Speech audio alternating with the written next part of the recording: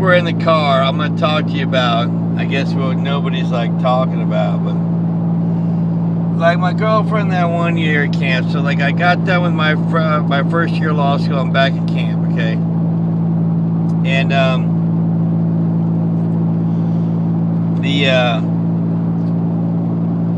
and it's like everybody was like going to go clerk. You had to go clerk. You had to go clerk. You had to go clerk.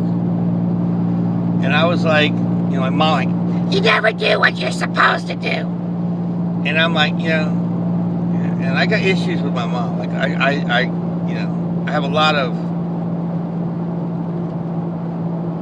God, it's the word hatred. It's the word, I just can't stand her. It's the word, how dare you tell me what to do? And all you did was scream it. I'll tell you, when I hurt my knee, keep in mind, I was an all-county football player. Honorable mention, sure. So what? Kicked out of the school, kicked out of Bogue Academy, and now my knee is fucked up, and even though I'm getting taken to this school. And all she did was scream at me. You know? I mean, I think it's best that she go her way and I go mine for the remaining time here on earth, and I mean that sincerely. I would sell my house at Boca Raton if I didn't have this judgment, which may or may not be true. It might be false. I don't know, because you know everything's so fucked up right now, being in the net. But honestly, I don't care for my mom, and that's why I want her removed as trustee. I don't love my mom. I say I love her just because, you know, preachers scare the shit out of you.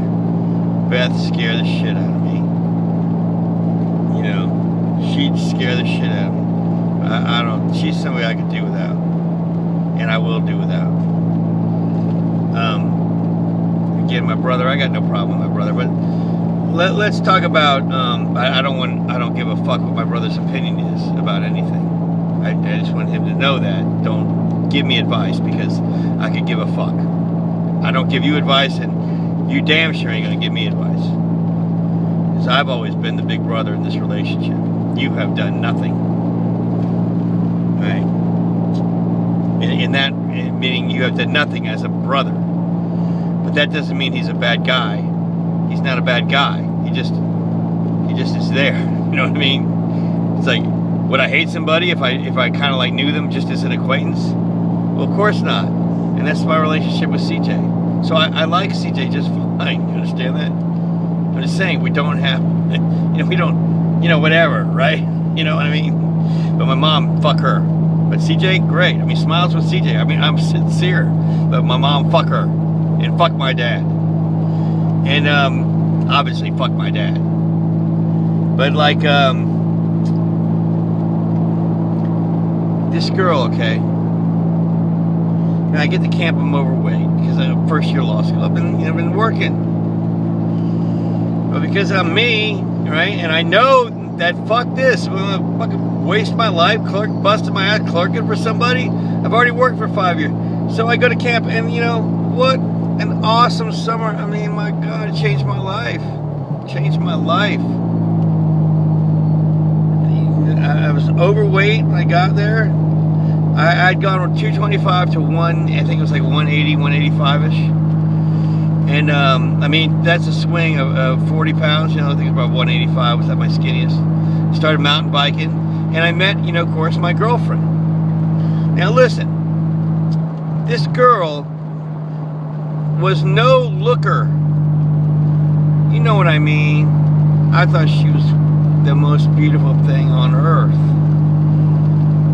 But she had a hunchback. She was small. She was muscular. And she was the best female basketball player I've ever met in my life. She had an appointment to West Point. You know, who do you know that gets an appointment to West Point? She's going to play basketball there. She's a white girl from New Jersey. And we had the sweetest relationship. We played basketball, you know, she'd usually beat me. I'm not kidding you. And we were both white knights. Imagine that. I mean, the girl that you're just crazy about. And I mean, she was crazy about me. And we're both starting on the White Knight basketball team. And we beat the Red Devils, you know, it was a tight game, you know, the whole camp watching and cheering on. I remember I was flagging out to the left, it popped out. Missy, just awesome ball player, freaking shoots it out to me on the side. I mean, I freaking hit a three-pointer, and I mean, she's looking at me. I mean, I was just like, I mean, you just couldn't. We won Color War that year, but yeah, she was saying to me, she's like, you know, she's like, I'm fucked up, you know. Look at this, I'm fucked up, you know. People think I'm a lesbian, and you know, I'm not, and got issues. And she'd be like, you know, if we got her friends want to do something, my friends want to do whatever. She's like, she's like, are you, you know, she like scream at me or something, like very rarely, but sometimes. And then like I'd like okay, and walk away, and then like that night she's like, God, how did you do that? She's like, man, if you would have yelled at me like that, I would have been like freaked out for the whole time. And like, I was like, oh, I was freaked out the whole time. Because it's not like me to walk away, but because it was her, and she was sweet and special, and because of the age difference, you know, there was.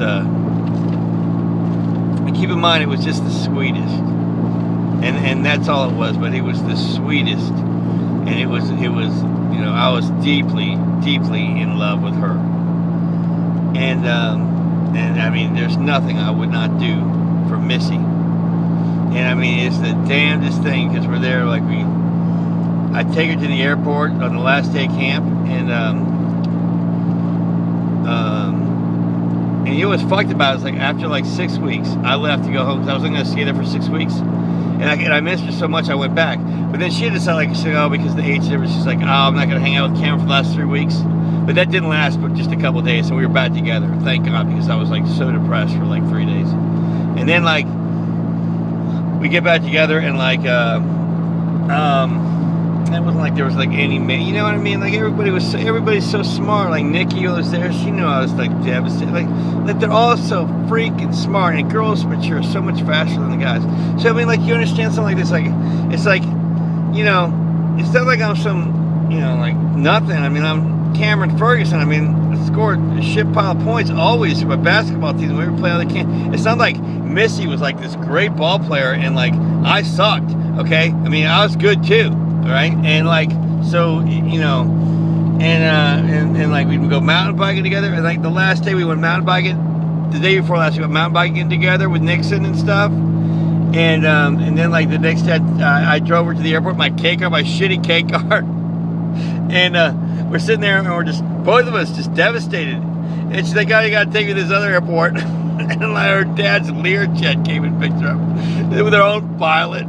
You know, I mean, I had no idea. She's freaking dad's like a gazillionaire. And she's like, yeah, I don't tell you that because I didn't know if you would like me for me or not.